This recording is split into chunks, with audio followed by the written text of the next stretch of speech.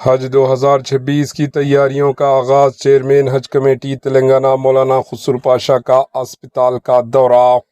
عازمین حج کے لیے طبی سہولیات اور انتظامات کا جائزہ، متعلقہ حکام کو ضروری ہدایت جاری۔ حج 2026 کی تیاریوں کے سلسلے میں اہم اقدامات کا آغاز کر دیا گیا۔ اس ضمن میں حج کمیٹی تلنگانہ کے چیئرمین جناب مولانا خسرو پاشا نے حیدرآباد کے ایک اسپتال کا دورہ کیا۔ دورے کے دوران انہوں نے عازمین حج کے لیے فراہم کی جانے والی طبی سہولیات اور دیگر انتظامات کا تفصیلی جائزہ لیا۔ مولانا خسرو پاشا نے اس بات پر زور دیا کہ حجاج اکرام کی صحت اور حفاظت کو اولین ترجیح دی جائے اور تمام طبی انتظامات معیاری اور بروقت فراہم کی جائے۔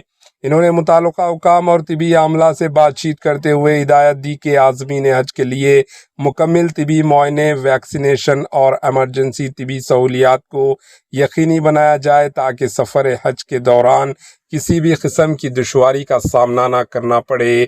اس موقع پر انہوں نے کہا کہ حج ایک مقدس فریضہ ہے اور اس کی ادائیگی کے لیے بہترین انتظامات حکومت اور متعلقہ اداروں کی ذمہ داری ہے۔ انہوں نے مزید کہا کہ تمام محکمے باہمی تعاون کے ساتھ کام کریں تاکہ عازمین کو کسی بھی قسم کی پریشانی نہ ہو۔